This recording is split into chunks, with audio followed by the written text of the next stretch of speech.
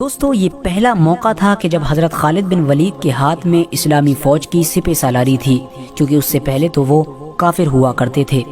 لہٰذا جب اسلام کا جھنڈا حضرت خالد بن ولید کے ہاتھ میں آیا اور اس چیز کو رومن امپائر کی فوج نے دیکھا تو ان کی آدھی ہمت تو حضرت خالد بن ولید کو دیکھ کر ہی ٹوٹ گئی تھی۔ اس کی وجہ یہ تھی کہ دور دور کے لوگ اس بات کو جانا کرتے تھے کہ مکہ کے مشرکین میں ایک خالد نام کا ایسا جنگجو موجود ہے جو اپنے سامنے کسی کو نہیں ٹکنے دیتا ہے۔ ظاہر ہے اب یہ اسلام میں داخل ہو چکے تھے اور اب یہ اسلامی فوج میں تھے، لیکن اپنی پرانی جنگی مہارتوں کو کبھی نہیں بھولے تھے۔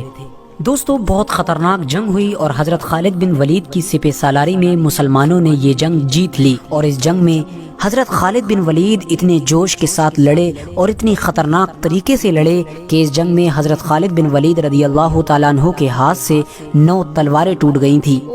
دوستو سوچئے 9 تلواریں، یقیناً ایک تلوار بھی کسی مرد کے ہاتھ سے ہی ٹوٹ سکتی ہے، اور جس کے ہاتھ سے 9 تلواریں ٹوٹیں، سوچئے اس نے اس جنگ میں کتنے لوگوں کو قتل کیا ہوگا۔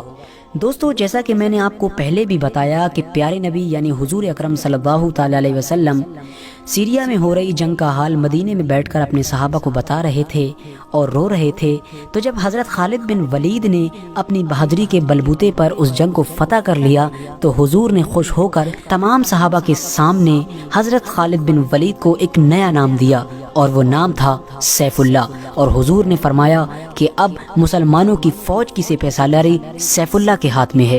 دوستو سیف اللہ کا مطلب ہوتا ہے اللہ کی تلوار۔ حضور نے تمام صحابہ کو جنگ کی فتح کی خوشخبری سنائی۔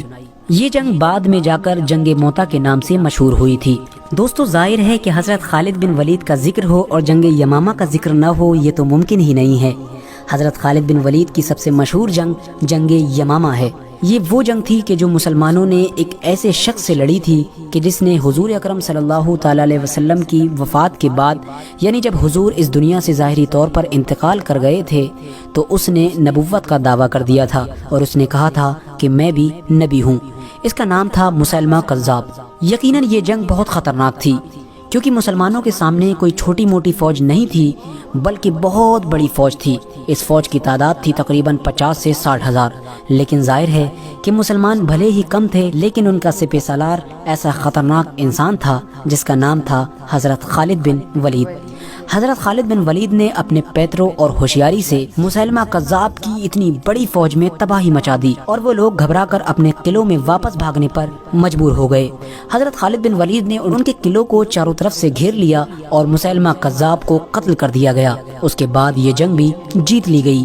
حضرت خالد بن ولید حضرت ابوبکر صدیق کی خلافت کے پورے دور میں مسلمانوں کے آرمی چیف بنے رہے، یعنی مسلم فوج کے سپہ سالار بنے رہے۔ لیکن جب جنگ یرموک کا وقت آیا اور اس وقت تک حضرت ابوبکر صدیق کی وفات ہو گئی تھی اور حضرت عمر فاروق اعظم رضی اللہ تعالیٰ عنہ مسلمانوں کے خلیفہ بن چکے تھے، تو حضرت عمر رضی اللہ تعالیٰ عنہ نے حضرت خالد بن ولید کو مسلمانوں کے آرمی چیف کے پد سے ہٹا دیا۔ دوستو آج بھی بہت سے مسلمانوں کے دماغ میں بھی یہی غلط فہمی رہتی ہے کہ حضرت عمر فاروق اعظم نے ایک ایسے سپہ سالار کو آرمی چیف کے پد سے کیوں ہٹا دیا جو ہر جنگ میں مسلمانوں کی فوج کو فتح دلا رہا تھا۔ اس کی مین وجہ یہ تھی کہ حضرت عمر فاروق اعظم رضی اللہ تعالیٰ عنہ کی ان سے کوئی ذاتی دشمنی نہیں تھی، بلکہ اس کی اصل وجہ یہ تھی کہ حضرت خالد بن ولید کی سپہ سالاری میں مسلمان لگاتار فتح پہ فتح حاصل کیے جا رہے تھے، اور لگاتار فتح حاصل کرنے کی وجہ سے مسلم فوج کے سپاہیوں کے دماغ میں یہ بات بیٹھ چکی تھی کہ ہم حضرت خالد بن ولید کی وجہ سے ہی جنگ کو جیتتے ہیں، یعنی اگر کسی جنگ میں ہمارے ساتھ خالد بن ولید نہیں ہوں گے تو ہم اس جنگ کو کبھی نہیں جیت پائیں گے۔ مسلم سپاہیوں کی اسی سوچ کو مٹانے کے لیے حضرت عمر فاروق نے حضرت خالد بن ولید کو آرمی چیف کے پد سے ہٹا کر ان کی جگہ پر حضرت ابو عبیدہ ابن جرہ کو بیٹھا دیا تھا۔ حضرت عمر کے اس فیصلے سے پورے مدینے میں افراتفری مچ گئی، لوگوں کے درمیان ادھر ادھر کی باتیں ہونے لگی۔ تمام لوگ کہنے لگے، ارے عمر نے یہ کیسا فیصلہ لے لیا، اب مسلم فوج کا کیا ہوگا؟ اتنی بڑی فوج کے سامنے مسلم فوج کیسے مقابلہ کرے گی؟ اگر مسلمان ہار گئے تو کون ذمہ دار ہوگا؟ لیکن دوستو خدا کو کچھ اور ہی منظور تھا۔ مسلمانوں نے جنگ یرموک میں بڑی فتح حاصل کی، اور اس فتح کے بعد حضرت عمر فاروق رضی اللہ تعالیٰ عنہ مسجد نبوی میں داخل ہوئے اور آپ نے لوگوں کے سامنے خطبہ دیا۔